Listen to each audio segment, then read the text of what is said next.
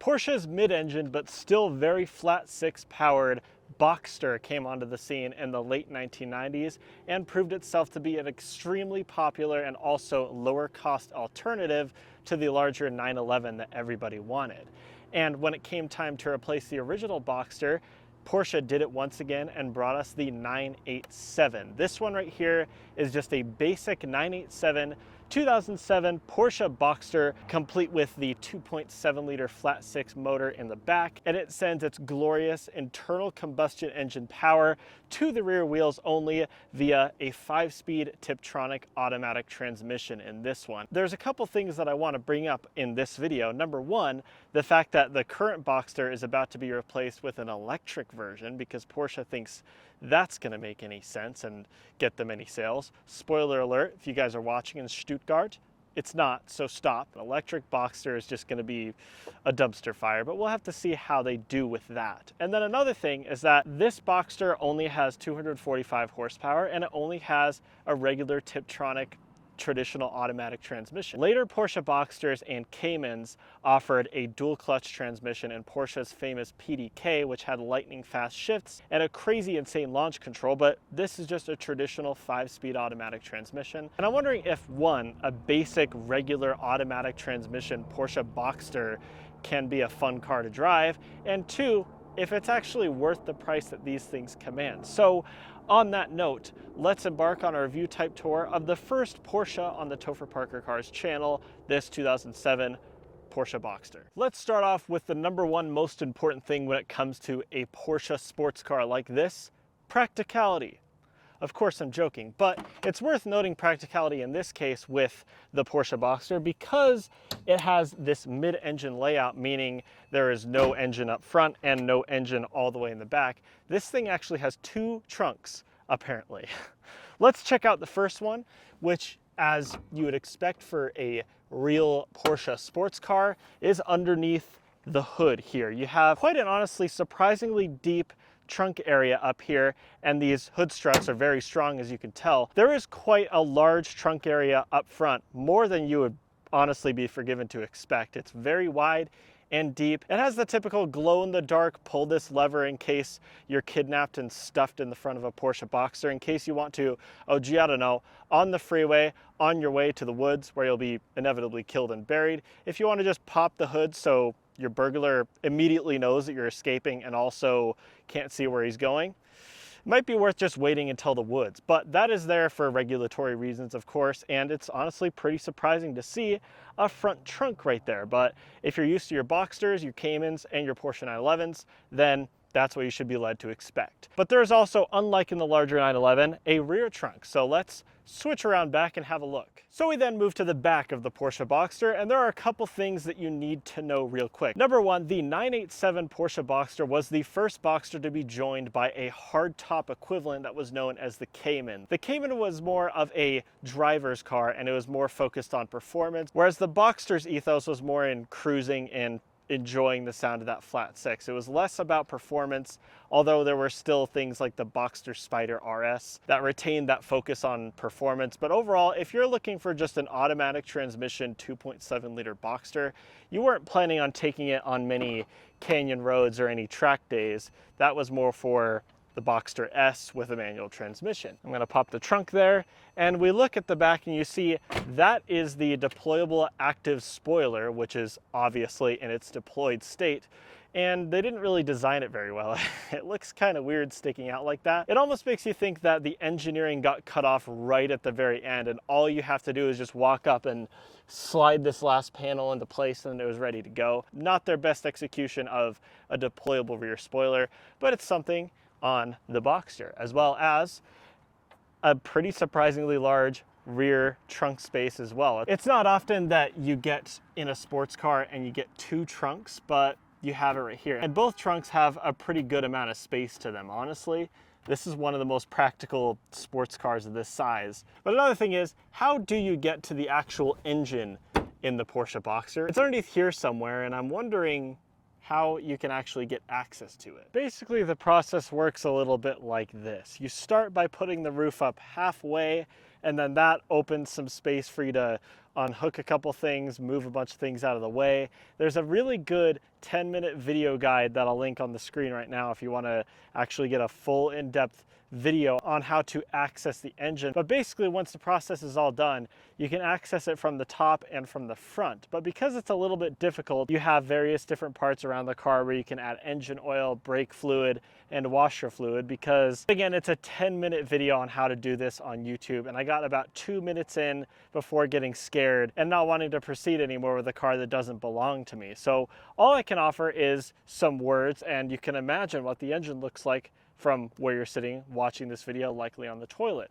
This base level Porsche Boxster has a 2.7 liter flat six developing 245 horsepower and 201 pound-feet of torque. Once again, it routes all of its power to the rear wheels alone via, in this model at least, a 5-speed Tiptronic automatic transmission, but a 5-speed manual was also available. If you wanted more power and more performance and excitement, then you could step up to the Boxster S, which had 290 horsepower and 251 pound-feet of torque, and it sent its power to the rear wheels alone, once again, through a 6-speed manual transmission. Again, this version of the Porsche Boxster was just the cruiser, the one that you put the roof down and listen to a bit of flat six noise on your way down a coastal highway or just to enjoy a nice day out. I feel like Porsche people would get really offended if I called it a Boxster 6-cylinder engine.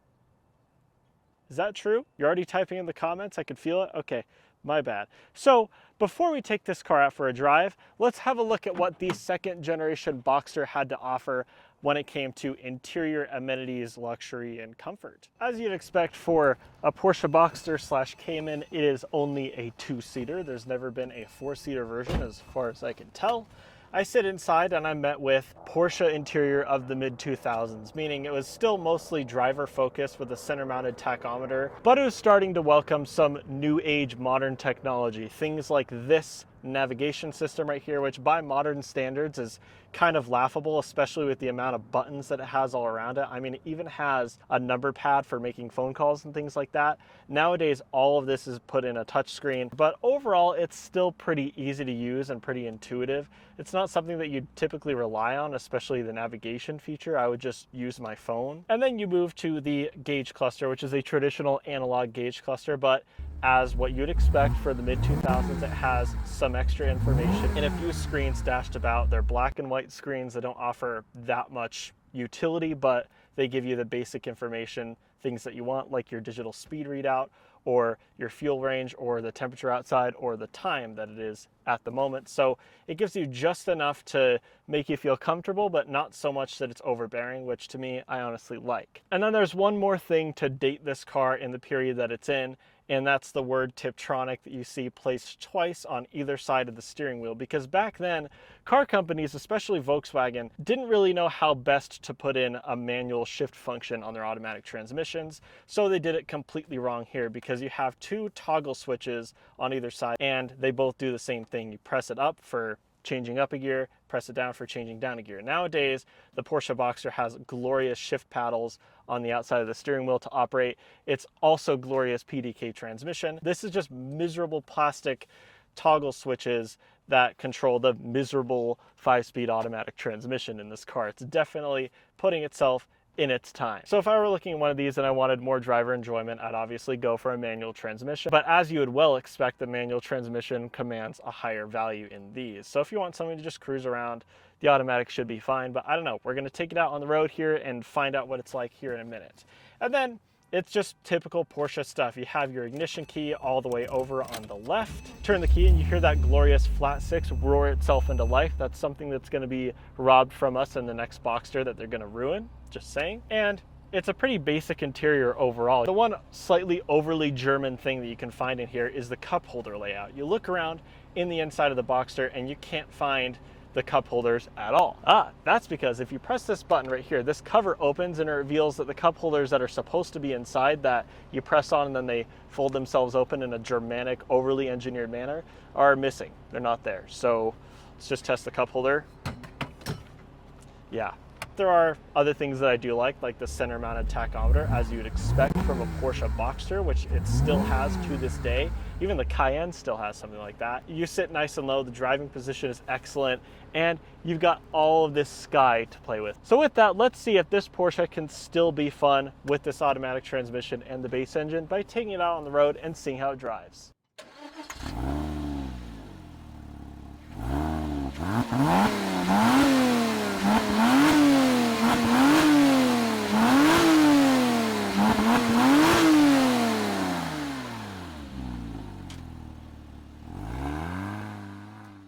Pulling this thing into gear is a little bit sad. All right, I'm gonna use these god-awful shift buttons.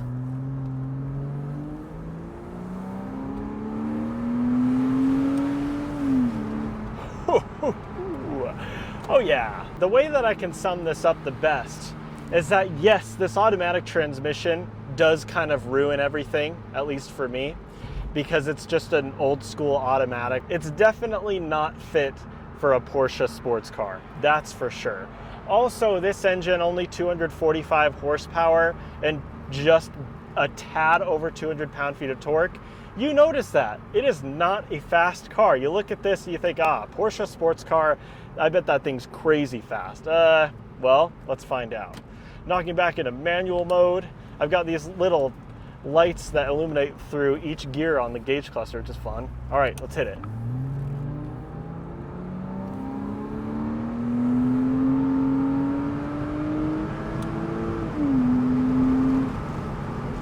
The only real enjoyment that you're getting out of this car comes down to just a couple things. Number one, the handling and the steering. As you would expect for a Boxster, it handles like a dream. It's one of the best handling cars you can drive. The steering also is very direct and very nice to operate. Also, you've got that flat six noise that you know from Porsche. It's there right behind you, and it makes all of the good, nice, smooth Boxster, nice, smooth, flat six noises.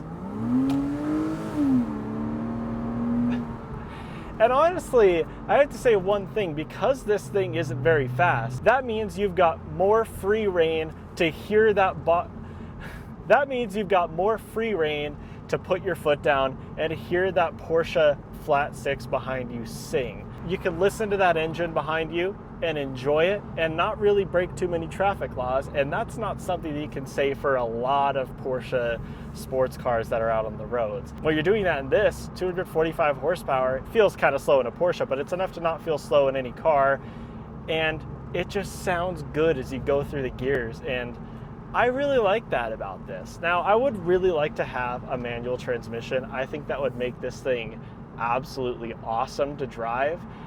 Kind of would like to buy one for myself, actually, someday. That would be pretty cool. But what we have here is the automatic. Yes, the automatic definitely makes the experience less enjoyable, but I think that flat six just barely makes up for it. It still sounds really nice, and in the automatic 2.7 liter Boxster, you're able to just enjoy the wind in your hair, enjoy all this sky, enjoy that flat six noise, and it's still a pretty easy daily driver. It's nice and comfortable. It's not overly stiff. It's also not noisy when you're getting on it. And thanks to having an automatic transmission, it's very easy to drive. This is a great cruiser car. If you want something to just cruise around in, then this is a good option for you. With that, I'm gonna end that video there.